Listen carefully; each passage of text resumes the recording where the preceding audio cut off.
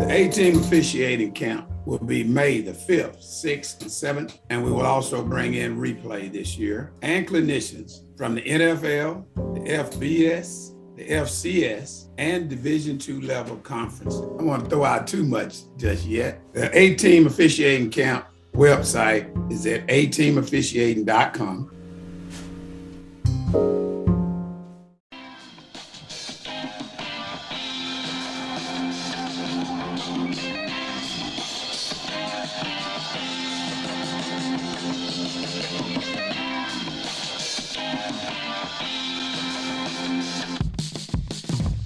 The Unofficial Lounge with Ashante, Cravon, and Monty. We're here to give you the insight into some of the biggest plays you remember, involving the people wearing the stripes. We look at the grit it takes to become an official while exploring the history of officiating with the people who made it. It's more than black and white. How the daiquiris today? Oh man, I'm not drinking now because I'm working. He's still grading film. He got work to do. Yeah, I'm on the dark side. I'm in management, man. All right, you ready, Monty? It's going. Go ahead. All right, everybody, welcome back to the Unofficial Lounge. We are joined today by what I call him as Mr. Mayor, but y'all know him as Michael Cooper. Big 12 official, now retired. But man, this is my guy. Every time I show up to Baltimore, that's where we get to hang out. And I love hanging with Mr. Mayor all the time. So welcome to the lounge, Coop. Thank you. What you got to say on that one, Ashanti? You can't say nothing about that announcement, right? Yeah, no, I had that's a chip what in my mouth. I was eating. It was all right. It was all right. Yeah, you probably had a piece of meat hanging from the side of your lip. Ain't no meat. Yeah. Welcome to the show, Coop. Go ahead, Ashanti. Hey, Coop, what's up, man? How life? Hey, man, it's all about you guys, man. Thanks for having me on, man. Appreciate you. So I was hoping to make this here show one time. It was on my wish list. I've been watching you guys, man. I've been watching. See, we're gonna start there already. I got a flag on the field. We got a flag, Monty. So when I call Coop to set the show up, he gonna play like, hey man, what's that? He gonna be humble. Oh no, you got a show? Oh no, I ain't heard about it. I'm like, you called the show and said, thank y'all doing a good show. Yeah, he left a message. Good stuff, Cravon, Monty, and Asante. It's Coop in Dallas, man. Good job. He gonna try to play it off like, oh nah, man. Well, tell me what the concept of the show is. that was after a couple of daiquiris, right, Coop? There you go. Then he go. It was a non-work day. And then after 2 hours later, I was like, Coop, I hope we remember everything we discussed, because we definitely gonna bring it up. And the first thing, you had an interesting how you got started in officiating. Let that story be known, sir. Oh, the way I got started officiating was pretty much like Cravon did. Cravon got fired. The organization decided they wanted to go in a different direction. So they didn't fire me technically. They just went in a different direction. Sometimes you'll equate things to people downsizing so Cravon, don't feel bad about it, but it happened to the best of us. What was your record when you got let go? I was undefeated. Few do they let undefeated coaches go, so it had to be something. But I was a disciplinary. Gotcha. Oh. And so here's the thing. I was one of those that drove across town and were underprivileged kids, and I'm taking my gas, driving 30 miles across town, basically to babysit. Cravon, you can say amen anytime you want, because you know I'm not lying. Amen. And you babysitting for these people and the kids, and you're trying to pour into them the things that you learned as you were coming up. about sports and sportsmanship and the discipline that it takes to be a good teammate. And so, make a long story short, I had this one kid. This was back in the Michael Irvin, Emmitt Smith days here in the DFW area. In case you guys didn't know, that's Dallas Fort Worth. But I'm like Cravon is saying. For those that didn't know. Yeah, and see, I'm just the mayor of Redbird. There you go. And it's a city within the city of Dallas. Yeah, but don't come over here without unless you're straight. Hold up. What you mean by straight? He's just saying you need an invitation. You can't be coming out here on your own. Exactly. We're going to leave it like that. So, but let's talk about that a little bit, Coop, before we really jump in and this officiate.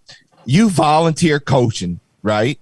Yes. You taking your gas and your time, and really not the gas, right? Your time to pick more up important the time. That's right? You pick up these kids, you taking time away from home, your own home, to take care of them. And how frustrating was it to where you look up and they had to make a board decision on if you can come back? It's like, hold on. Y'all need me more than I need you. How in the world y'all gonna take a vote? And I'm taking my precious time out to try to help these individuals to be not just a better ball player, but just a better person. And now y'all gonna take a vote on if I get to come back? Yeah, it was the most. It was one of the most frustrating things I went through as a young man, especially because I was trying to give back, and I was like, that hurt me to the soul, man. Right, right. Because I was doing it from my heart, and I was doing it because I wanted to help the kids, and because they were underprivileged, and white, black, Hispanics, and it was in a part of town that wasn't the world's best in this area, and so when I looked at and with all the stuff I was doing, I think they got mad at me, Cravon, because what I did, I benched the star player because he didn't come to practice. Wow, and how old was this player at the time? Probably 9-10 years old. Right. And people get mad because you trying to show a 9-10-year-old some responsibility. Right. I mean, it just doesn't make sense. So you go from that, you volunteer coaching, you dedicate your time. Volunteer. Let's put it like what it is. He said, he giving up what y'all gonna do. Right. I'm out this. Right.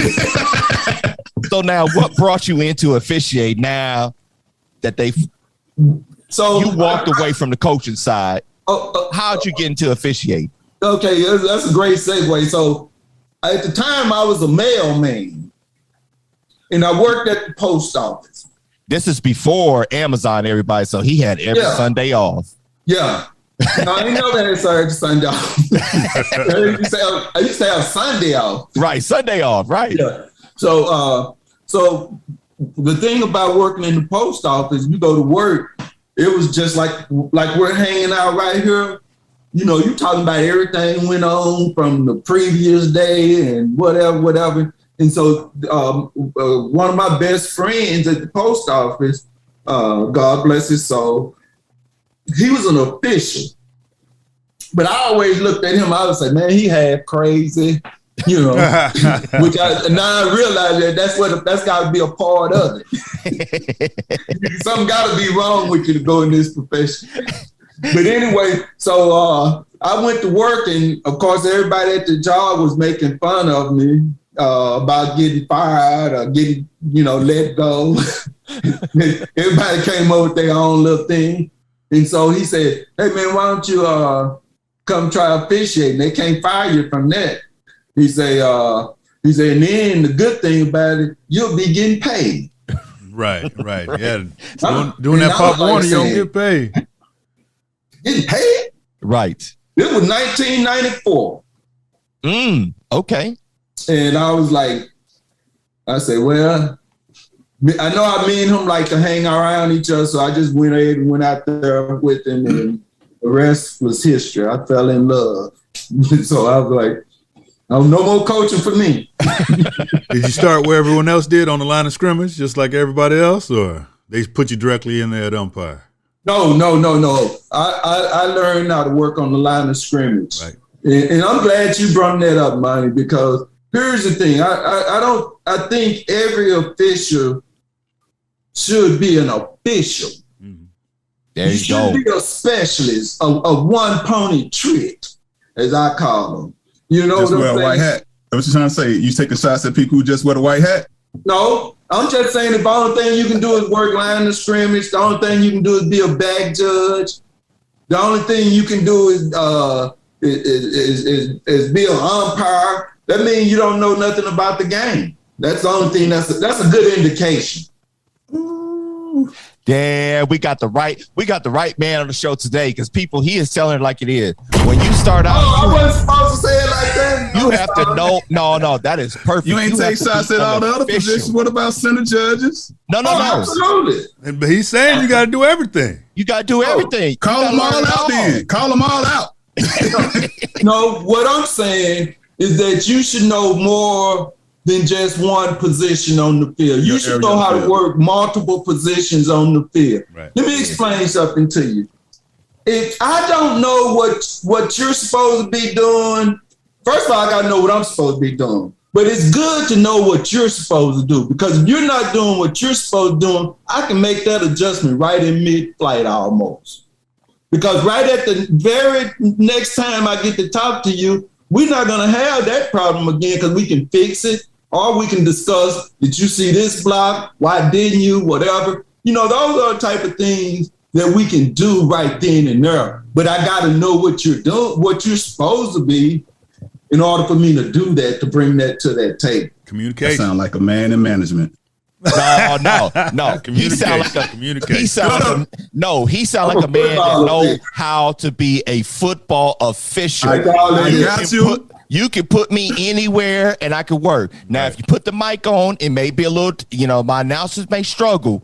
Okay. They don't want to put that on us, dog. Exactly. We used to be coaches. Right. We might come out there and say, that mug, like that.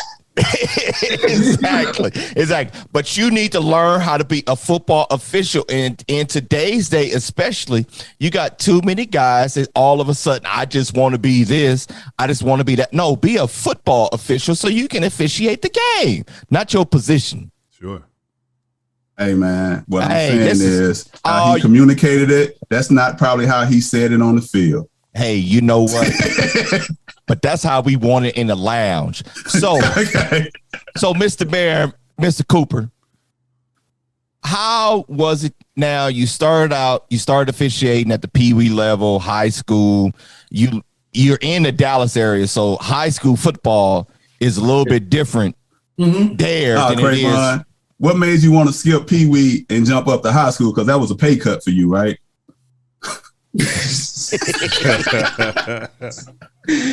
that question for me or for Cravon? No, that's for you. You know what? So the one thing about it, like I said, Cravon can relate to this here because Cravon is never introduced as that is a nice guy.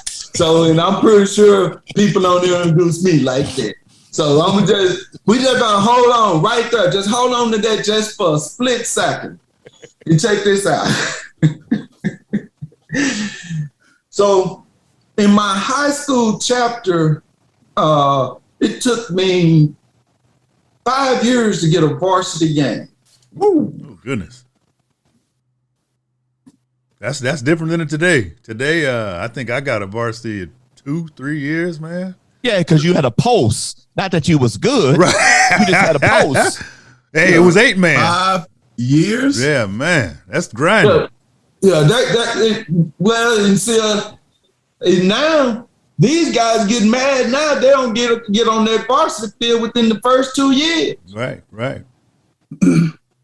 And you had to wait 5. 5 years. But because we in the lounge, we gonna speak straight. When you got to that varsity level in the Dallas area, y'all get paid a little differently at the high school level than everybody else in the country. Absolutely. So you hit that high school level, and how was it when you got that first big check at the high school level? Well, see, again, you probably would have been in the same shoes I was in. You got to be on one of those cruises. Right. But see, everybody don't get that big dollar. I was in California, but he wasn't on one of those cruises. I wasn't never on one of those cruises. Nobody never wanted me. Oh. He was a baby thrown out with the water. Wait. You was never on one of those big time crews. No, not that got those big gates. Okay. That worked on the other side of town from different than where I live. Right. Gotcha. So then what introduced you that it was more beyond the high school level? Because you get those big checks. You didn't get the opportunity to get those, because you in the Dallas area, so it's opportunities. So high school. He messed his question up, Coop. He can't even ask the question right. I'm just. Hey, let me explain to you. So Craven, I was never one of those officials that got $1,000+ in a high school game. Okay. I wasn't one of those guys. So I know several that have, and there's several that still do give. So what was your best check in high school? Probably like $400-500. Woo, that's still a lot of money when I was making $72. Woo! Oh, no. No. I did a varsity game last week. Got $76. Right. Woo! Woo! It's all about location. I think like a varsity game here is just without gate is $115. Well, there you go. It ain't about the money though. See, let's see, Craven. Your questions always go back to the money. So Coop's doing this for the love. I'm trying to get people to realize what this is all about when you start wanting to move up. Oh, you preaching, sir. You preach. It's about the love of the game. If they don't. I'm going with you. It's about the love of the game, because if you don't love it, that money don't mean nothing. Man, the higher you go, the less you make. Quickly. Let's go ahead on and dive right off into that. Okay. So the biggest thing about the officiating thing and where you don't get the knowledge and where they try to keep this from you is all about the dollar. Craven is 100% knocking that dead in the head. Let me explain to you. The difference between getting 100 and 1,000. Like you guys just said, oh, well, hey, you got a $500 check. Wait a minute. I'm thinking about those guys that got the 1,000. Hell, I'm still mad at that. I'm still mad because none of those guys thought I was good enough to be on one of their crews. Ooh. And I just have a chip on my shoulder. And I've kept it there because it kept me with an edge. So, which leads to, okay, you working knowing that you should be at a next level. How did you know what that was another level beyond high school? How did that next progression work? Well, I went straight from high school to the SWAC. Ooh. Hold on. Whoa. Hold on. What you say? You ain't work no JUCO or nothing? No. And people, y'all can't see it, but he's shaking his head like, oh, no, I didn't do none of that. No. Why you serious? No, but check this out. It ain't because I didn't want to. Got you. I don't get to pick. Listen here. Back then, and this was in 98. Yeah. Remember I told you I started in 94. Yeah. So I started in the SWAC in 99. So hold up, let's stop. You said it took you 5 years to get a varsity. So you getting a varsity game and then booyah. You got a sweat. Hold up. I'm out. Y'all be easy. Wait a minute. Let me explain this to you. So I might be off a year or so. So it don't. Hey, that's all right. That's all right. So because I know I worked 1 year on this guy's crew. Varsity in high school. On his crew. Okay. And so check this out. That you pick your crew, right? Right. And so this guy picked me to be on his crew as his line judge. And his umpire got hurt before the season. And he said, well, I got to find me an umpire. And I told him, I said, look at God, boy. Here he is. Here he is. Here he is. And he looked at me like, because I was a little thinner back then, he looked at me like, man, you got to be crazy. I know I wasn't. You didn't fit the profile back then for umpire, exactly. right? You had to have a gut. Yeah. At one time, I used to be known as the smallest umpire. That went away real quick, though. So what do you attribute that to, Coop? Is it just being good, or is it also making that jump? Is it also kind of who you surrounded yourself with? It's more with the latter. It's not who I surrounded myself. It's who I went around. Okay, I had to go get what I wanted. See, here's the thing. If you can't get nothing from John or Tom over here, shit, Bob or Junebug over here might give it to you. So you got to go where you can get it from. And so I had, we over here in the South Dallas part of things, right? Oak Cliff. Y'all probably heard about Oak Cliff, right? I've heard about that. Okay, well, don't be judging us. Yeah, I heard how you said that. Oh, yeah. I heard about that. He talked about that from the tip of his nose looking down at you, Coop. Yeah. I see a little bouginess coming out. Hey, we don't do that on this show. You don't make fun of the host. All right. Oh, okay. No. Hey, Coop, give him all he could take, because Ashanti be on here. He be hard to some people, but if he had a game with you, he'd be calling you Mr. Cooper right now, Mr. Cooper. Hey, he still got checks to get. He still got games to give, Mr. Cooper. We're gonna get into that later, Mr. Cooper. But let you tell your story. So Coop, now let's talk about that. So we could be a year or so off, no matter what. Okay. You started. You work in high school. You're not getting those big games, and then all of a sudden, varsity and the SWAC kind of happened the same year or right about the same time.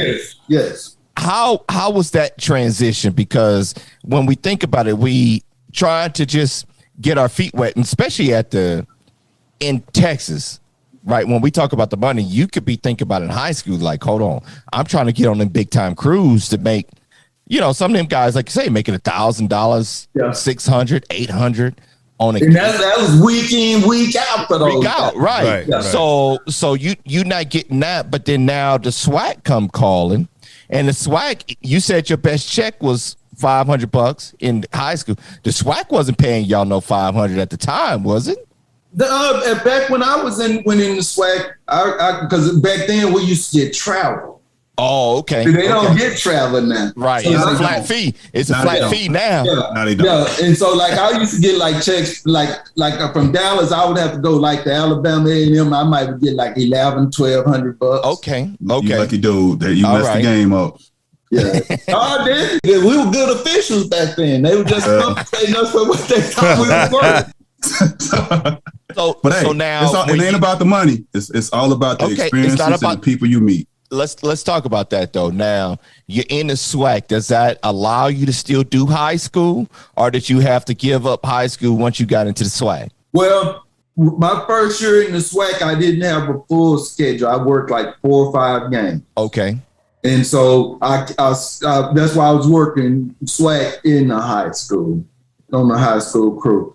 But the year after that, I immediately, when I got on a crew full time, shout out to my homeboy referee Hubert Owens. Yeah, Yeah. Hey, y'all. Hey, and Coop, let me tell you, we got to get Hubert on the show. We're gonna talk about it, but Hubert has to be a guest of the show. We got to get him on the lounge. All right. So we're gonna work on you to make that happen.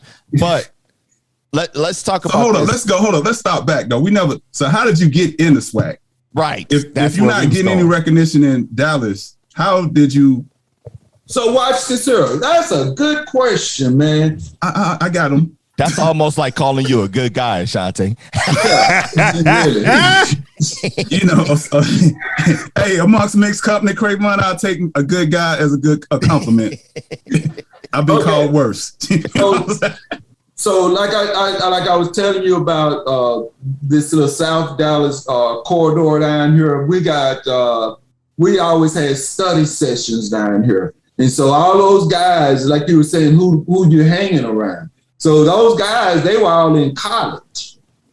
So I was getting information from them. I'm watching them. And so I'm like saying, shit, I could be better than you are. Hey, you're a little rounder, I got a little bit more, I'm just thinking crazy and wild outside my box. Guess what? At the time, the supervisor over the WAC, God bless his soul, Jim Blackwood. Okay. Right. The supervisor over the Southland was Jim Harvey at the time. The supervisor over the SWAC at the time was George Coleman. All of them stayed right here in the DFW area. There you go. All homegrown. And this is the football mecca, what we call it down here, where we are in the South Side. We produce, right? And it kind of died off. And because, when you leave things in the younger guys' hand, they kind of let things slide. All these young guys, they like the microwave, man. They didn't want it instant. They want that instant cook. Right. But there was some young guys in the 90s. We got that's still to this day. We got the Afro now. I'm in the Afro generation. Right. It's even shorter now. Yeah. What's there now? And so that's just like even now. That's why it's hard to even attract people to the game. Is because these young guys, if they don't get instant success, they are sticking around. They're not willing to put in sweat and tears and stuff like that, to try to get there. Hold on, Mr. Bear. I just want to say, I don't know how many shows. This is what we have been trying to say from the start of this show. You talking to a person now, Mr. Bear, that has been doing this. People, this is what we saying. It's not instant gratification when it comes to the officiating world. It's a slow grind sometimes. And guess what? No matter what it takes, if you take that grind, you take that ride, you're going to love every bit of it. And this is what the man is saying. This is what the lounge is all about. Thankfully, it wasn't the first show, but it should have been the first show because this is what we've been looking for, people. But this is what we've been looking for. Yeah, we don't talk to but Coop's not the first. Everybody says appreciate it because it takes time. We never had a guest. It took some guys 17, 20 years to get into Power 5, right? Like the Jeff Yocks. We haven't even got into that yet. We haven't even hit Power 5, and he already preaching the gospel to understand, like, hey, my local unit wasn't recognizing me, but he stayed. But that didn't stop me from doing what I was doing. He realized, like, hold on, my local unit isn't giving me what I want, but the guys that's around me is giving me something that nobody else can give me because they had the college experience. And he jumped on it, and it wound up 5 years, 6 years in. He's working Division I football. Period. Hey, man. Drop the mic on that. Right. Let's drop the mic. Drop the mic on that. Hey, hold up. We can't be doing that now. We ain't gonna let you press the button now, Coop. You can't press the button. You say whatever you want, Coop. Hey, okay, check Coop. this out. You want a bomb, Coop? I forgot to tell you too. At the same time, the supervisor of the Big 12 also lived over here in Wiley, Texas. My good friend Tim Millers. Proximity. All about proximity. It's about networking. So now watch this here. So you know how you heard you probably heard this all your officiating career, especially when you first start out. Hey, you never know when someone is watching. You never know when someone is watching, right? Well, I was out working a JV football game, guys. Not a varsity, a JV football game, and the supervisor of the SWAC happened to be standing in the end zone. There you go. He saw me working. And I was working at the umpire. And he said, "Who is that?" And they said, "Oh, that's Michael Cooper, so and so. He's a little young fella." And he said, "I like the way he look. He just look a little lazy. If you can get him to just start running off the ball to look a little bit more athletic." Well, I could run like a deer. Is that what you need me to do, son? Sign me up. Hear me is again. Hey, you got to understand the hear me is. I'm just making fun when I say that. I don't talk like that. But hear me is. Wait. Coop, you became Ray Lewis, right? You was that middle linebacker, sideline to sideline, baby. Sideline to sideline. Let's get it. That's what I was saying. That's easy. That's easy. That's it. I'm thinking, watch this here. So my mindset immediately went from, I'm going to make the game harder for every other umpire. Because you knew they couldn't run like you, right? They didn't have the athletics I had. That's it. They wasn't as thin as I was. I learned from about 2 or 3 different umpires. So we had umpire country down here. Andre Walsh, he worked the NFL. He worked the New Orleans Saints that Super Bowl when New Orleans was in the Super Bowl and won. And then I had Roland Weber, God bless his soul. He's still a long-time Southland umpire. Best trainer I've ever been around as far as officiating. The only thing about it, I picked up some of his habits and I use some of his words, and they're not really acceptable in today's society. So I'm still having problems and issue with that. And but the thing about it is the way that the guy taught me, and then when you learn from somebody, then our thing here in our area is you're always supposed to give back. And if everybody's giving back, this thing should be a big snowball. But sometimes people get in different spots, they walk around, they don't want to help out. I've never took that approach. The only thing about most people just don't want me to help. There you go. Sometimes I'm realizing most people help when the light's off. When the light's about to be turned off, they're not helping when the construction of the home is being built. They would have do it when the light's about to be turned off, and that's too late. So, say that again. I like that. I might want to use it. Hey, I freestyled that, so I don't know. we have to do the replay on that one. I heard something about a construction. So people are not, people ain't trying to help when the construction of the house about to be built. They rather wait till the light's off when it's the day out the door to try to reach back, and it's too late. That's when, like you said, guys don't like, hey man, you haven't done anything. It's not genuine. Yeah. So and that's help build up others as you building yourself. Is what you're saying, Shante? Yeah, charity starts at home first, though. That's my motto.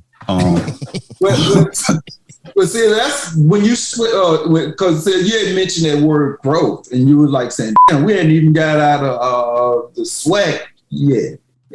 And you talking about growth? Hell, I was thinking growth in SWAC. I went to the SWAC with my VHS. Wow, that was fresh. CDs was like, hey, hold up, DVD. No, they wasn't around. Yeah, but that's the thing about it. Everybody didn't want to work like that. Coach, I'm not sure I understand. Shut up. we got serious talking to Alexis. Yeah, that's the Mac, man. You know how the Macs are. If you guys know anything about that, they'll come in and say something, because she being nosy. So I know at this time you're coming in, you the fret, like everybody not knowing who you are, like who this kid from Dallas, this skinny umpire, and then they seeing you work. What was that like, knowing like, okay, I didn't get it, and now I'm seeing it, like you said, year 2 in the college level. Like, hey, like you said, I'm about to stun on everybody to let them know I'm probably I'm the best umpire. If you don't know it, how was that like? And I know you're humble, I am, and I tried to be. But remember, when somebody builds something up in you, you know, you don't start building at the top of a damn house. You got to start at the bottom, and you build this thing up. And so I had been around these guys for probably my first 4 or 5 years, running behind them, doing their semi-pro game, just holding the chain, just watching them, looking. You know, I never got lucky enough to go with them to go pull chain in a college game. I had to work. Right. And, you know, I work for a living. I ain't know about all that. But I also did a lot of Pee Wee games, just learning my rules stuff. That's why I took advantage of all my rules stuff was in Pee Wee. But and the guy that introduced me to the game, the guy I was telling you about the post office, I knew it was serious because every day he coming to work, he got his rule book and asking me questions and showing. And so that forced me to get into and he kept saying, hey, if you know, you got to know your rules. You got to know your rules. You got to know your rules. And I'll tell anybody, if you're not into your rule book, you just a play away from disaster because you got to at least know what's going on to apply all that stuff to that game. And you can't wait until something all of a sudden flashes up and now you're ready to work this. No, that's just a recipe for disaster. So it was always just instilled in me to just always have those core things about, that's one thing they can't, you guys have probably heard this. I don't know what your audience is like, but one thing they can't take away from you is when you get something in your mind, you read that rule book and you get everything in there because you got to know in order so you can have the success that you want to have. Because it ain't nothing like going out there and somebody asks you something and it's just like even talking to football lingo. Sure. I try to tell guys, when you go to these scrimmages and stuff and like that, when you're working with these coaches, that's the best knowledge there is. But most guys, they want to go out there and talk about, hey, what we going to eat it? No, man, I'm always business when I'm out there on that football field. Afterwards, I'm a whole different person. But when I'm out there, it's a business. It's about business. And especially when I found out those guys was like, back then they were working in the Southland. I think they were getting like $1,700, $1,800 a game. I was like, whoo. And I was thinking I was better than them. And who keeping the money away from me? That's what you have felt like. Yes. and watch this here. And I never could find out what like guys in the Big 12. I didn't find out what people made the Big 12 till I got them. And then that's when I knew. I say them dirty. Them dirty what? Them dirty dogs. Them dirty dogs. Dirty dogs. Bless they heart. But you know what?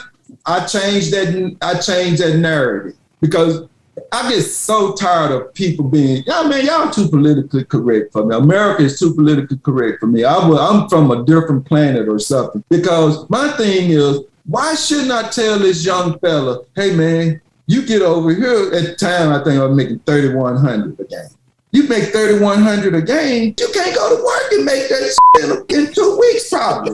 Right. Depending on, you know what I'm saying? This is for a weekend. Right. Exactly. This is for a weekend. Right. We're talking a weekend, right? And so I think that you have to expose our young people to these things so they can understand there is almost a pot of gold at the end of the rainbow. And no, listen, I didn't say we doing it for the money, but that stuff help out. All right. Sure. Hey, now, you Coop, enjoy the perks. Before we jump too far, you in the SWAC. Let's stay on the SWAC for a minute. Okay. So you get to the SWAC. How the bands?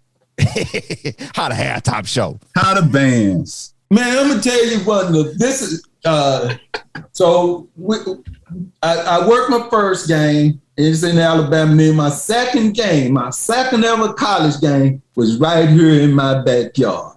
Grambling Prairie View at the Cotton Bowl. 90,000 now. Talk that. 90,000 people sitting in the stands. Yeah, so this was when they used to actually get that many people up at that game, right. And then they had a shooting, and so now they don't get that many there now. Safety is a must. We do be safe at all times. Hold up. They have Texas OU at the same facility. At the same place, right. Different crowd, but we ain't going to get into that. Wait a minute. Different crowd. We got the same police officers. Right. Some people, and I'm not going to get into it. Okay, let's go ahead on and move on. We'll come back and revisit that on, we'll name that show something else. Right. Don't get me down that lane. Don't go, you're going to get me down. Hey. No, I don't even want to go. People. So you 90,000. 90,000. Go. Okay, so let me tell you what happened. So now, like you said, here I am, this bush-eyed. I was like 30 years old, maybe. Here I'm a little bush-eyed kid, young baby. I love it. Go ahead. Young and skinny. Yeah, and so the referee in that game was Harold Cooper.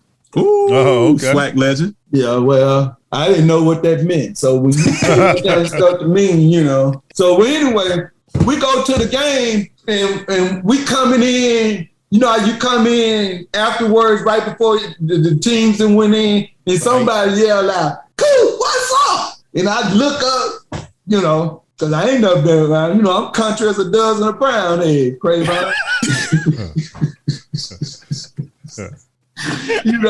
So I looked up and Harold Cooper said, "Let me tell you something, rookie. As long as if somebody say Coop, they talking to me, they ain't talking to you." And before I know it, I done put out one of them, who the you talking to? This is my backyard. All right. I know more motherfuckers up in here than you ever know. Now, son. And I was like, but that's like when you say legend stuff, man, I love my brother, but some things, bro, you guys gotta recognize what home is. That's game is game, baby. Game is game. Yeah, I'm a man. Yeah, you gotta recognize. So, how was that game? It was a blowout. That's when Grambling used to be Prairie View 50-something to 0. This game here probably was 73-0. So I don't know what the hell so But the experience, I'm talking about the experience. Oh, the experience. Well, see, I wasn't up for that. It's a business trip, right, Coop? It's a business trip. Come on, the bands come on during the pregame. It's a business trip. He wasn't there for that. It was a business trip. He understood what was going on. No, that's why I say otherwise. Yeah, no, it was. It's a great experience. Now, the better question would be, how did I do when I went from the SWAC to say like the Big 12 to see those two different bands and the culture there? Because the mind have to change a whole different way. We got through that. So we go. So now your progression. Are you thinking anything above the SWAC? Or are you just happy? Because I also did you get a Bayou Classic? Yes. Speak on that. No. Wait, people, because y'all can't see his face. Right. Monty, you may need to put this up on social. Because when Ashante asked that question, Coop looked at him like at disrespect, like, of course I ask did. Me if I gotta buy you Classic? Like, how dare you? Really? How dare you ask me if I gotta buy you Classic? Like he MF, you know what I did? This ain't my first day here. They said Coop. They call him from the top of the stands. Right. And it wasn't his mama calling him out. It was a fan already saying, hey, Coop. So I'm thinking that's just some of my peeps, Right. So, how was the Bayou Classic experience? It was great, man. The greatest part about the Bayou experience was, when we went back then, was for my family, because they got to sit in the press box and all that, and that's just something that that's not done on no other level, guys. I'm gonna just let you know. I don't think you're gonna go to the Power 5 or anywhere and that type of stuff will ever be done for your family. Amen. That's And it's good you bring up family. So how's your family coping with you being away from home on these weekends now? How's the family aspect going? The impact of traveling and all that? You mean back then? Back then. They were happy to see me go.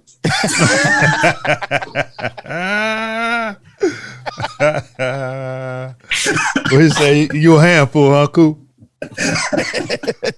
Hey, listen. This is a true story. My wife only picked games to go to where it's got to be something nice and some shopping available and stuff like that. So one game, one year I got the Sun Bowl in El Paso, Texas. and you know how the families get together and they're all sitting around and talking. And my wife just looked at me and told me, "You need to get better." So that's a good motivation right there. So we gonna leave it at that. Yeah. Anybody who get that bowl in El Paso, is a great bowl, great experience. Oh, absolutely. Oh, it is. Yeah. No, it is. But there's always something better. Hey, all I looked at it, watch this here. All I looked at it was another chick. Damn. So, but it wasn't about the money though. It's all, it ain't about the money. So okay. So you in the SWAC. How did you progress to the CFO West? I got hired doing arena football, and then I was at a clinic. So check this out. I had neck surgery in 2003. So I missed the whole season in 2003. But Gerald Austin, that 2004 season, Gerald Austin had sent for me and this other guy to go work a scrimmage over at TCU. It was 3 of us. And so I had just had a neck surgery, probably 6 months out, but I just said, well, I'm going to go out there because they invited me. I was stiff as a board. I was like, you think I was stiff now, but I was stiffer than that. Couldn't do the snake no more, huh? You couldn't do the snake no more? No, I ain't been able to do that in a long time. I had 2 neck surgeries. So, but what do you attribute them neck surgeries to? What's happening there? Spinal. I was born with this condition where my spinal canal is a small area, and so the spinal cord touches. Oh, goodness, man! I was gonna blame it on that damn mailbag. Yeah, bingo. Blamed it on. Right, mailbag. It was that mailbag. That mailbag strap, that weight across, all that walking with that mailbag hanging down. Yeah, mess up anybody. Hey, the government tried to tell me that wasn't the case. I said, well, let me finish writing and let me finish doing everything, and we're gonna see.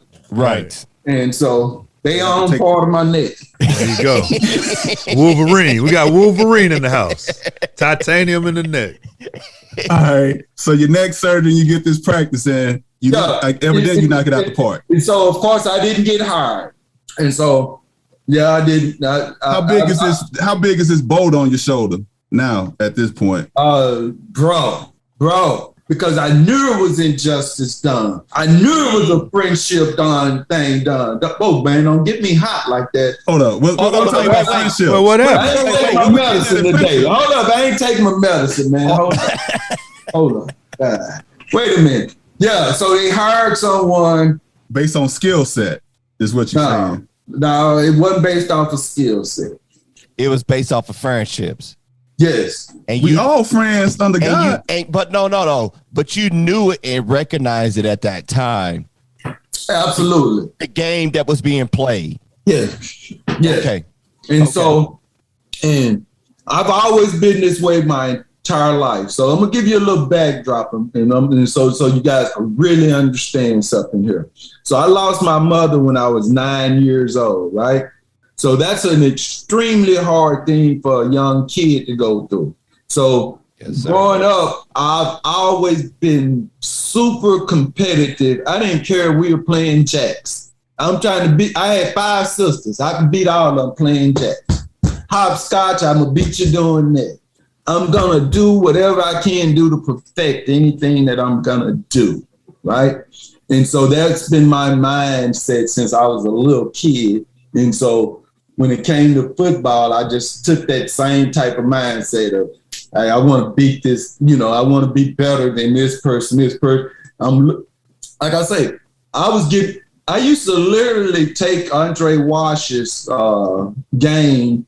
This was back when we just had the VCRs. And every one of his games, I would take his game and set it in my mailbox so he could come home, and then I would go over to his house.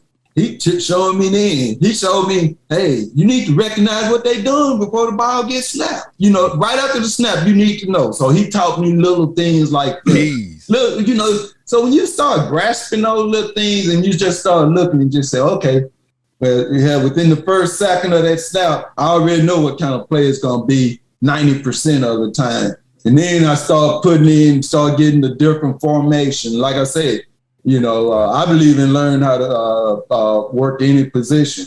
I forgot to tell y'all, I worked as a deep flank guy one game at Southeast Louisiana when that first year when they came back into college football. Hamstring still sore? Huh? Your hamstring still sore from backpedaling? I just told you I was an official. My bad, Coop. You know what, Mr. Cooper? I'm sorry. Listen, Craven. I'm talking Ashanti. Watch this here. Man, if I can't run backwards and watch that one guy out there, that's all y'all was doing at the time. But it's a little bit more than that now. And I know all the details and I know all of that little stuff. But back, some guys still say that, oh man, y'all ain't got number one guy. But if that's all you officiating back there, you're gonna be in trouble. Right. Wow. Ain't that the truth? Yeah. So the thing about it is I watched everybody and I learned. And so whenever we had, when we used to have study sessions or something like that, we always talked about keys and stuff like that. So I've been knowing about who to pick up, who's supposed to have this guy on trips and double doubles and all of this and that. So that kind of stuff was introduced to me very early on in my career. It's just like double action and all that stuff. Okay. Is that something too? Like when you're doing these rule studies that have a broad range of people on the study group instead of just one particular, like just a line of scrimmage, because you want to get everybody's opinion on a play instead of we're all line of scrimmage people looking at this play instead of saying, oh, I think the back judge. If you got a back judge on the call too, or having those different positions there in the meeting helps. Yeah. Oh, absolutely. Well, see, here's the thing. So like probably in my last 3 or 4 years, I guess I'm not the nicest guy in America, although I think I am. Craven, I got dibs on there. I'm the nicest guy in America. You the nicest guy at the bar. No. You can't be the mayor without being nice. I mean, you're the mayor. So it goes You're the mayor. I can see you're going to lose some votes, but you're going to win the key ones. Right. I'm going to continue to hug babies and shake hands, So how do you, because how did you go from knowing that, okay, it was a friendship, a backroom deal done on you, you outworked and still keeping that now this you pretty much got you got the Alps on your shoulders now. Mm-hmm. You know what I'm saying? How was that, I'm like, I got to get better or you got to get better people around you, better friends. Yeah, well, you probably have to get better friends, but I don't want them kind of friends. Right. But I ain't gonna even say that. I don't want those folks as my friends because I always think everything should be merit based. I hate someone that thinks that they're entitled because DNA. We go to church together. We went to high school. We went to college. We frat boys. And why would we do it? Listen, these coaches' livelihood. How can we, Daryl? Everybody should not even have the audacity to even go there to just hire someone based off of where they're from or because they know someone or they daddy used to date they auntie or however those things work. I don't know, but Right. But that's every day in America, though. That's every day in America. So, I mean, you can't get mad about it, but the only thing you can do is just be prepared. But I'm gonna tell you guys something that's really, really true, and I really believe in this. And you don't believe nothing else I say. I'm very true, and I'm convicted by this. Whatever you want, ask your daddy in heaven for it. Amen. Leave it alone. Amen. Now, if you put the work, now he wants you to put in the work, but if you put in the work, ask him, leave it alone, and let the chips fall where they may. And when he decides to pour that blessing out that window to you, I ain't gonna preach to you. He's taking us to church. No. You can take us there because you're telling everybody, work like it's up to you, but ask the good Lord for that favor. But work like it's up to you. Yeah. So now you working like it's up to you. And now you get that call to the Big 12. How was that call for you? No, let me tell you how the call was to Conference USA first. It wasn't a call. It wasn't a call. I was in Chicago at an arena football clinic in the middle of February. It's cold as a hat stand. You know who hat stand is? Yeah, that's what they call de-icing the plane. No, thank you. So I'm standing outside, and this a guy who used to be in the SWAC with me, and then he went on to the Big 12. Well, he went to Conference USA, then the Big 12. Keith Gorman. I said, Keith, I'm gonna ride your coattail. I used to always tell him, I'm gonna ride your coattail. And so we just standing outside, and I'm standing up there looking as fly as I could be, looking all good, debonair and all that, you know, with a little pimp hat on and everything. And he said. He stopped this little slim white guy. He said, Gerald Austin, let me introduce you to my friend here. This is Michael Cooper. And man, I'm glad I wasn't a woman. I thought that man undressed me with his eyes. Looked you up and down, huh? You got me too. You got me too. Watch this, sir. He looked me up and down, and he just said, I'm bringing you in as an alternate this year. I got lost too. I was like, what the heck just happened? There you go. How does this happen like that? You just standing on the corner, just hanging out. Outside the hotel, we standing in front of the hotel. And it's cold. You know what? You have to be looking good. You see what I'm saying? You have to be good. So does that go back to what you say though, Coop? Did he call you sunshine? No, well, you know, so but does that go back to what you say though, Coop? Is that you're always on stage, 24-hour rule. You never know who's looking, you never know who's watching. And I never thought anything about that until you said that. I was just thinking of that as on the plane on the field. Sure. But that's how I got hired in Conference USA. Wow. So what was the call to the how long you worked Conference CUSA? 3 years. And how was the transition? You got the bands and your first. So what you thinking about in the pregame? You expecting to hear the bands come, and you ain't. I was just glad whenever they played the ESPN thing. I celebrate that. It's football. Right? Yeah, I celebrate that. You know, you got to find something. You got to find good in everything, man. You know. Got you. So now what's that next jump? What's that next call? What's the next step? And hold up. So now you're in Conference USA. Are you getting a taste of that bowl life?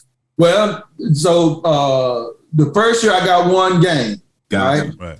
So the second year he gave me a full schedule. And check this out. I got fired from the SWAC that year. For what? Because a new supervisor came in. Oh. Gil Marshall. We can call his name. Oh, wait. I got fired unseen. Sight unseen. Let you tell it. You left on your own. Ain't nobody firing Coop. It's like pop that Pee-wee. Oh, well, y'all gonna let me go. So when they let you go, was that the year you had the one game or the full schedule though? Duh, that's how I got the full schedule. But here's the thing. Woo. What do you say? You wiped that brow, didn't you? Oh, goodness. Yeah, but here's the thing though. How can you fire someone and I know you didn't go in and look at video of me. So how could you just fire me without ever meeting me or not ever getting to know me? Right. For an official that's progressing on top of it. Well, but that's what everyone doesn't understand here. These are year-to-year contracts. We are independent contractors. This is a rough very game. Good point. This is a rough game, y'all. That's an extremely good point because that's what it is. And so, like some people get, that's like I don't understand when people get mad if a guy try to go to another conference. It's like, yeah, you'll fire me. That's right. But hold on. Mr. Mayor, say that again. Say that again. The loyalty. Hey, it ain't about the loyalty because guess what? Your contract is only loyal for that year. And guess what? That year you can stop assigning me games. You can suspend me. Yeah. It's for no guarantee. Reason. Right. You don't need a reason. Right. Your reason is that you don't want me. That's right. That was the reason. Right. Yeah. So this isn't even at will employment. These are independent contractors. So that phone call, like, how was that? I don't understand. I'm still baffled. Yeah. Well, okay. So I talked to the guy eventually, Gil, but I waited till I got him in my backyard because he came out to the Grambling and Prairie View game. So it's nothing like seeing someone face to face to have those conversations. And so I just asked him, and he couldn't give me a straight answer. He said, I didn't know who you were. There you go. Wow. How long did he last in the SWAC as a supervisor? 1 year. Woo. 1 or 2. Woo. Woo. Don't blow up your bridge. Yeah, exactly. So now you go Conference USA. Tell us about the call to the CFO West. Yeah, so my first year in Conference USA, I think I had my best season ever in my officiating career. I knew I'd had a great year, and what I call a great year. I'm just saying I had a good year because I don't want to put great nowhere. I'm had a good year. You retired now. You can call it great. You retired now. It was the story changed like that fish. It get bigger. So you retired now. You can call it great. So you was the first official from Conference USA to get off the championship game at the BCS Bowls. You can rewrite history. Well, anyway, I didn't get a bowl game, and I went to Gerald and I asked him about it, and he told me, he said, "Quit being so antsy."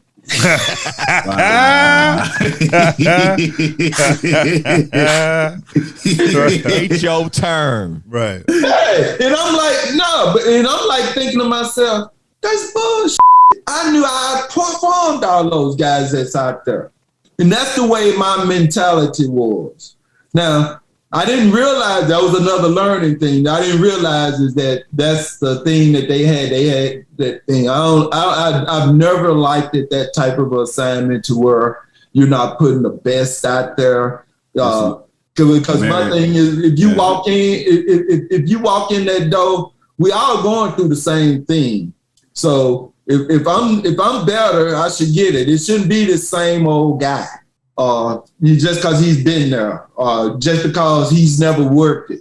I don't like those excuses for getting assignments. I think if officials had any, what's that good word? What's a good word? Group rules about themselves. You guys, I know what you're talking about. Some cojones. Well, you wouldn't take those assignments, but again, like Cravon said, you ain't gonna turn down that. You ain't gonna turn down the check. Yeah, hey, you ain't gonna turn it. You ain't gonna say no to money. Not at all. Right. Not at all. I understand. I may not have deserved this, but hey, good luck next year, though, bro. Exactly. And I've been in that. But my name is on the paid to line. Exactly, and that's all that matters. So you signed it over to Miss Bad. So I'm saying, so the chip is just huge. Yeah. So the next year, I say, well, I gotta go back and have the same type of year because I want him to tell me again. Right. Well, the next year I got the best bowl game that Conference USA had. Quit being antsy. It wasn't in El Paso, was it? Where was it? San Antonio. Okay. Oh, Okay. man. Like the Riverwalk. the Alamo Bowl. Right. That's right out there, that Riverwalk, man. I heard it's fantastic. So out there. I had Penn State and Texas A&M. There you go.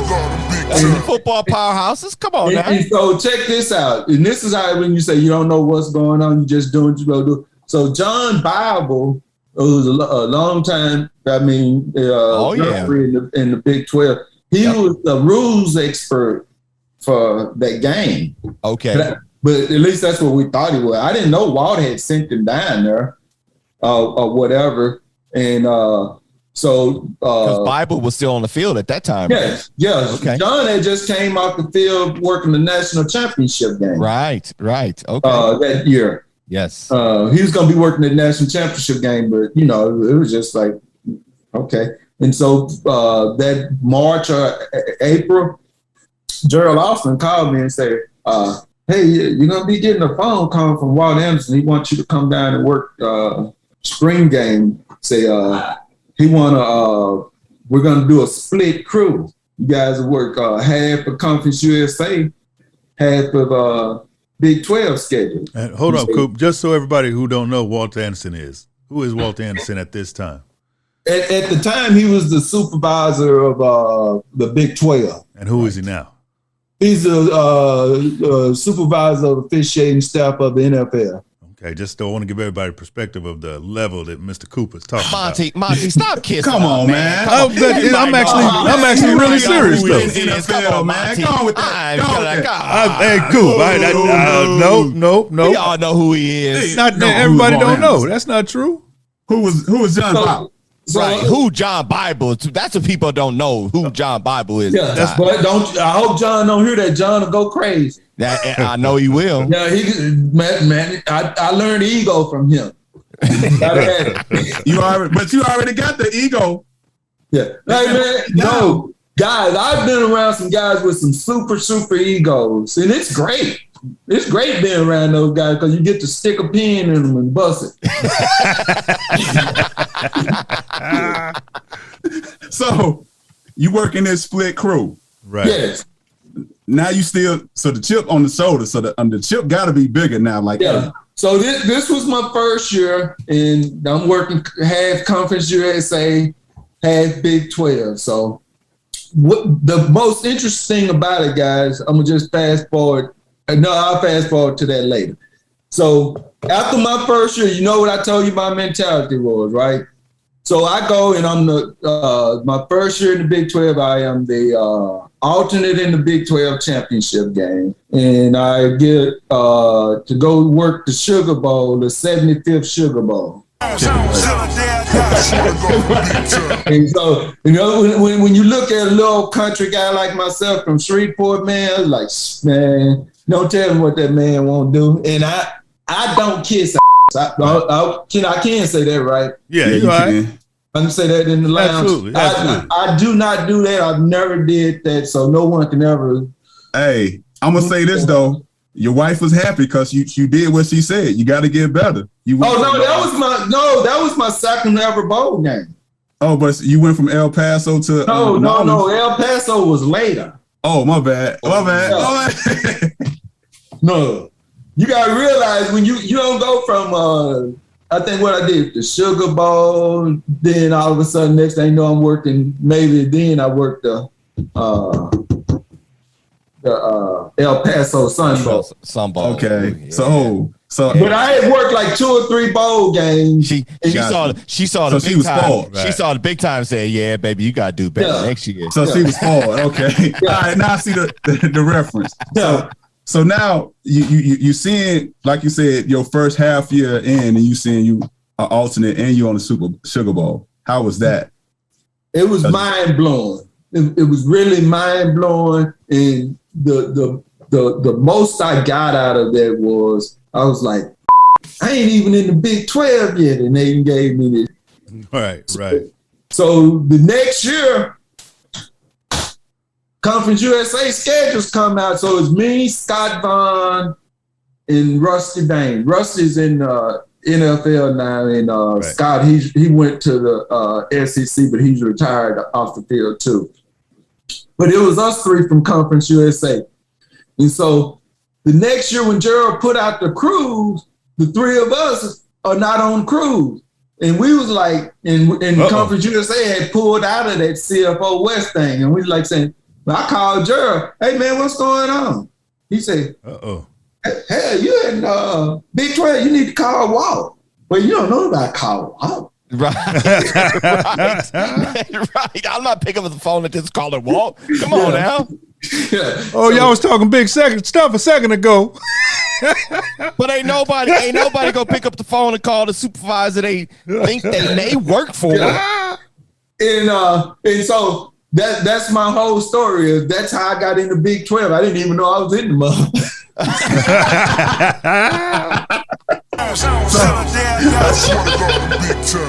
didn't know. It was like, wow. So that wasn't even a phone call. It's just like, hey, so I know we talked too offline. You talked about your relationship with Walt Coleman. Was the fourth? Yes. How was that? Oh, super good. We worked together because, like I say, he came down south with us. Got you. To learn the game. And so his dad told him to come down here. That's how well we're known. And they all look like us. Okay? So he came down here to learn how to officiate the game. With the rules. Got you. With the little swagger. Because I know you talked about your relationship and how during the turmoil of the George Floyd, how you guys became close. Oh yeah, yo, I can tell you a story. So it really wasn't George Floyd. It was the Juneteenth. Y'all getting the national holiday now, right? That's right. Freedom Day, baby, Freedom Day. Yeah. I told my business partner, this is the last June 19th I'm ever working. Don't expect me here next year. That ain't happening. Yeah. So one year we were working arena game, and we were driving down the street, and it was three brothers and two white guys, and Walt was one of the white guys, and Walt's a history guy anyway, and so we started telling him, well, you guys are going to drive us today because this is Juneteenth and all this, and we were just like what football officials do, just have fun. And so we had to educate Walt on what Juneteenth was. And so when the George Floyd thing happened, he knew about that type of stuff, but also he had experience because we had got stopped by some police. So we were leaving the stadium one night. What's his name in the SEC? Well, you can tell when you're getting old. Matt, the referee over in the SEC. He was driving, and I was sitting in the front seat. And he had Lil Walt and his dad, because his dad came to watch him, and the other brothers were sitting in the back of the van. You know, this was on another trip. And so we get stopped, and the police pulls us over. The police make a U-turn and pull us over. And so Matt puts the car in park, opens the door and jumps out, and I loses my mind. What is you doing? What's going on? Matt, hold on. This ain't protocol, people. I was like, no. Because I thought we were getting ready to get killed. Right. And he came back to the van and he said, man, what's wrong with you? Coop, what's wrong? You know, because they thought I was just bull jiving or whatever. You can't do that. Right. And I told him, I said, listen, man. I said, when that police pull up on you, don't you ever do that when I'm in a vehicle with you. I said, you go 10 and 2. Right. And he said, is that what you guys have to do? Literally, we had to have those type of conversations. And this was back then we was having those conversations. And so little Walt, when the George Floyd thing happened, he reached out to me because he got two little boys, and he reached out to me and said, man, I'm glad I had got to spend time with you and just learn. And he said, so I'm now having to explain to my kids how unfairly you guys are treated. And so, but Walt has always been that way. He always wanted, anytime he worked, he always say, I want to work with some brothers. Okay? There we go. And, you know, and so so he's always a special person to me. Good guy. Now that you talk about that, we see a lot, happening, all black crews working games, and different things like that. I thought it was real great to see that, the NFL did it, the Big Ten did it, the Pac-12, and there was some other conferences that had all black officiating crews. It was great. It was a show of, but now we getting into the new season. Okay, Will those things still happen? They should. It's sad that we have to go through something like this before you can realize. First of all, let me digress and back up a step. Please do. If you look at the football field, if you got 75, 80% of the players out there are black, don't you think you need to at least have some form of a black officials out there? I mean, it's just certain things that you just. But again, people do that illicit bias. They act like they don't see it. It's an easy thing. You don't realize we're doing this. It's just like I take this young official, but I got money, a young official. Oh, well, he needs snaps. Well, what about this other guy you just hired over here? Straight from high school. So how do we balance this out? When are we going to get past all this here? Because I know if I'm going to war, I want to go to war with people I know that's going to be able to handle what's going on out here. And, when it's just like, sure, okay, so we're celebrating the fact that we've had all black crews. But do you think they celebrating because they have all white crews? If it is, they having a party all the time, right? Sure. So, so I'll play the devil's advocate here. I'll play the devil's advocate here. Hold on, Shante. But I'll play the devil's advocate here is you can't play the devil's advocate on that, Monty. Please don't. You absolutely can. What people will say is that if the house is on fire, I don't care what color the fireman is. I just need a firefighter. Thank you. But watch this here.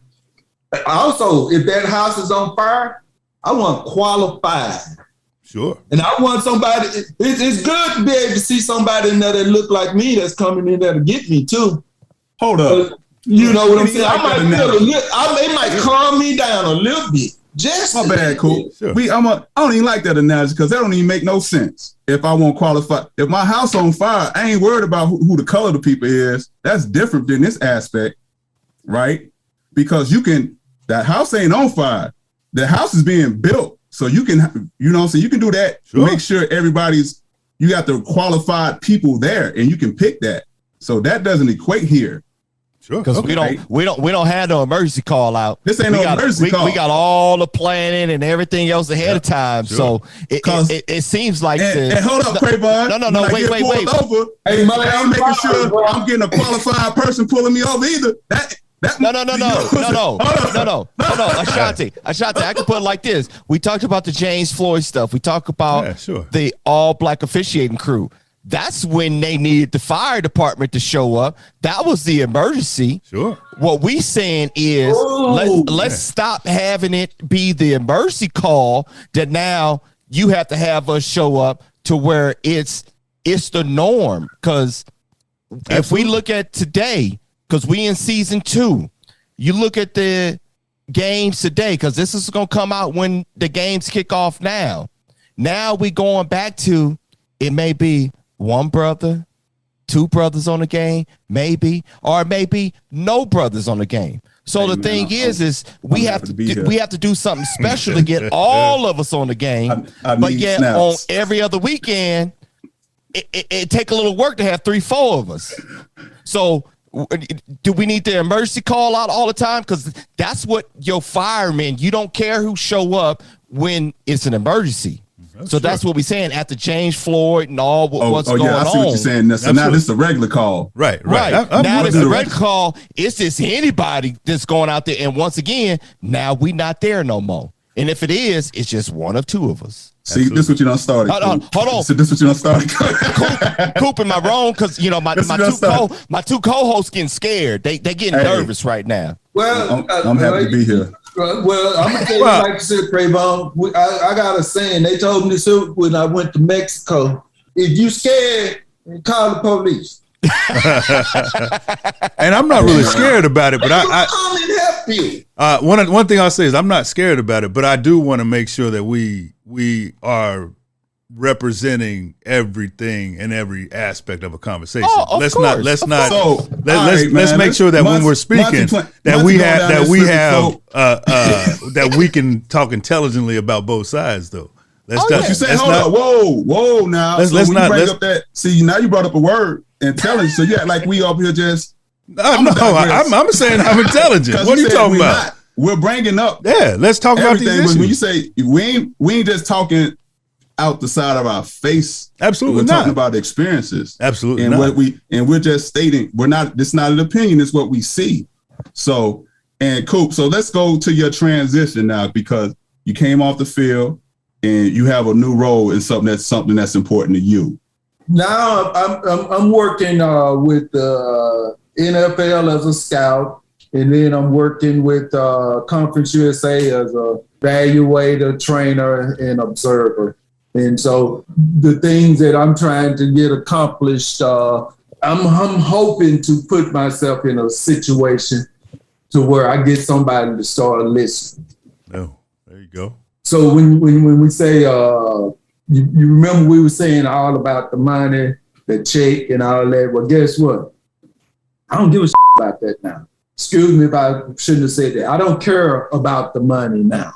I care about how this game is going to be protected moving forward. The integrity. Yeah. Yes. And so with that, with the integrity of it, we have to get some of those things addressed. It's just like the sir right here. It's hard to, like I say, it's hard to get people, especially blacks, into the officiating business because they see the disparity. So it's hard to kind of buy into something when you see a disparity. It's just like almost at the end of the road. Sure. It's not many guys that's going to get to come off the field that's black and that's going to have something to do after they come off the field. Sure. They're throwing them to the side. They're not saying, hey, you want to transition into replay? You want to come become an evaluator? You want to come help us train? You want to help us scout? What is it? My question is in this thing is why, Craven, why should we keep going in this business if they're not going to let us have longevity? Because I've seen where the 70 and 80-year-old guys are still getting checks. Yes. They find a way. They find a check. Exactly. And so I'm just saying, if those playing fields don't get to where they're gonna get guys that look like me those opportunities, I'm just wanting to bring that out. So I'm gonna play Monty's with the devil advocate. So are you saying we need to have guys like you in the room right now? How do we get the guys, like you said, how do we get you in the room? You know what I'm saying? And what do you say to the people who say they can't find the qualified underrepresented minority? Well, in my situation, I'm like you say, I'm in a management room or something like that. So now I can at least say something. I don't get to make those calls, but I have a voice in there. Yes. And so the only thing, what is left up to now is that how do I use my voice? And if my voice is not heard, what do I do? I don't want to tuck my tail and run. I've never been that type of a guy. So, but that has to be addressed. And so hopefully with some of the things that I have that I'm working on coming down the line, hopefully I'll get an opportunity to reach out to every major supervisor to have those conversations about in behalf of the state of football officiating. Because see, so many people are afraid to really just say what's going on. I don't know if you guys watch that show, The Have and the Have Nots? I have not seen it. I have not. Oh, okay. It's very popular, but we don't watch I don't watch the OWN network by myself. Oh, okay. Well, I'm sorry. I ain't mean to show my sensitive side. I guess I better stop saying that kind of stuff.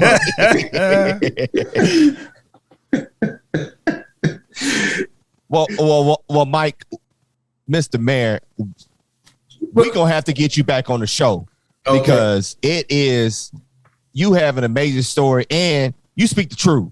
You make my co-host a little nervous. I'm good. You got them shaking in their boots. I ain't shook. We ain't shook. But we still trying to get hired.